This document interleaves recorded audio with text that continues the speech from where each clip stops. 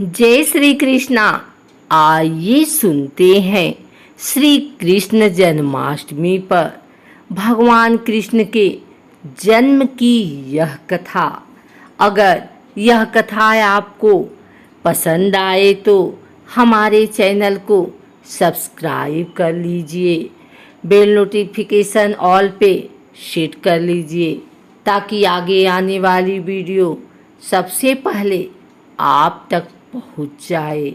भाद्रपद कृष्ण अष्टमी को श्री कृष्ण जन्माष्टमी कहते हैं क्योंकि यह दिन भगवान श्री कृष्ण का जन्म दिवस माना जाता है। इसी तिथि को घनघोर अंधेरी आधी रात को रोहिणी नक्षत्र में मथुरा के कारागार में वसुदेव की पत्नी देवकी के गर्भ से भगवान श्री कृष्ण ने जन्म लिया था। यह तिथि उसी शुभ घड़ी की याद दिलाती है और सारे देश में बड़ी धूमधाम से मनाई जाती है। जन्माष्टमी के दिन भगवान श्री कृष्ण की जन्म संबंधी कथा भी सुनते सुनाते हैं जो इस प्रकार है। द्वापर युग में भोजवंशी राजा उग्रसेन मथुरा में राज्य करता था।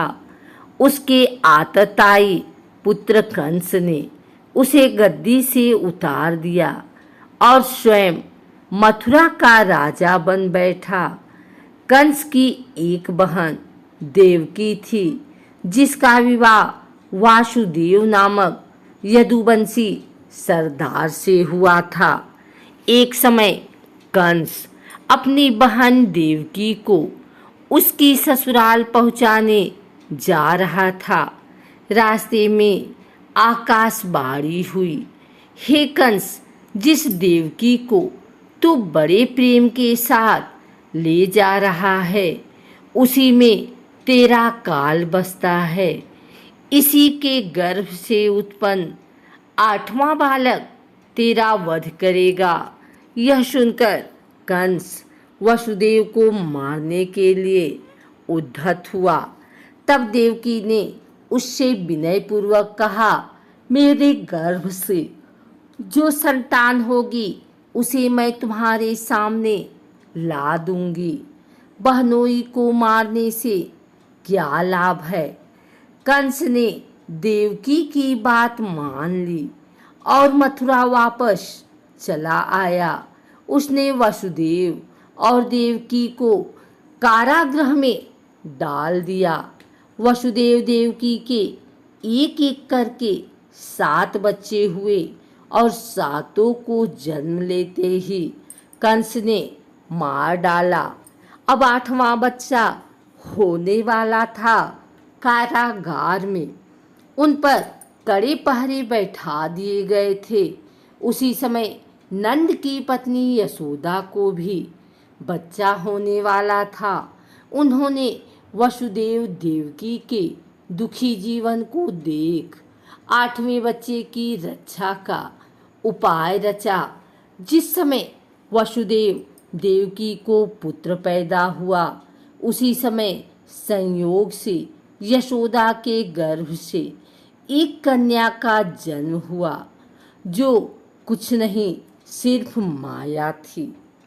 जिस कोठरी में देवकी वसुदेव कैद थे उसमें अचानक प्रकाश हुआ और उनके सामने शंख चक्र गदा पद्म धारण किए चतुर्भुज भगवान प्रकट हुए। दोनों भगवान के चरणों में गिर पड़े। तब भगवान ने उनसे कहा, अब मैं पुनः नवजात शिशु का रूप धारण कर लेता हूँ। तुम मुझे इसी समय अपने मित्र नंद जी के घर वृंदावन में भेज जाओ और उनके यहाँ जो कन्या जन्मी है उसे लाकर कंस के हवाले कर दो। इस समय वातावरण अनुकूल नहीं है, फिर भी तुम चिंता ना करो। जागते हुए पहरेदार सो जाएंगे, कारागृह के फाटक अपने आप खुल जाएंगे और उफनती अथाह यमुना तुमको पार जाने का मार्ग दे देगी। उसी समय वसुदेव नवजात शिशु रूप श्री कृष्ण को सूप में रखकर कारागृह से निकल पड़े और अथाह यमुना को पार कर नंद जी के घर पहुँचे। वहाँ उन्होंने नवजात शिशु को यशोदा के साथ सुला दिया और कन्या को लेकर मथुरा आ गए। कारागृह के फाटक पूर्वतः बंद हो गए।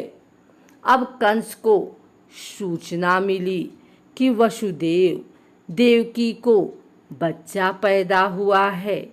उसने बंदी गृह में जाकर देवकी के हाथ से नवजात कन्या को छीनकर पृथ्वी पर पटक देना चाहा, परंतु वह कन्या आकाश में उड़ गई और वहाँ से कहा, अरे मूर्ख, मुझे मारने से क्या होगा? तुझे मारने वाला तो वृंदावन में जा पहुँचा है। वह जल्द ही तुझे तेरे पापों का दंड देगा। स्कंद पुराण के मुताबिक जब कंस को देवकी की 8वीं संतान के बारे में पता चला तो वह कारागार पहुंचा। वहां उसने देखा कि 8वीं संतान तो कन्या है। फिर भी वह उसे जमीन पर पटकने लगा कि वह माया रूपी कन्या आसमान में पहुंचकर बोली कि रे मूर्ख, मुझे मारने से कुछ नहीं होगा। तेरा काल तो पहले से ही वृंदावन पहुंच चुका है और वह जल्दी तेरा अंत करेगा। इसके बाद कंस ने वृंदावन में जन्मे नवजातों का पता लगाया। जब यशोदा के लाला का पता चला तो उसे मारने के लिए कई प्रयास किए, कई राक्षसों को भी भेजा, लेकिन कोई भी उस बालक का बाल भी बांका नहीं कर पाया। तो कंस को यह एहसास हो गया कि नंद बाबा का बालक ही वासुदेव देवकी की 8वीं संतान है।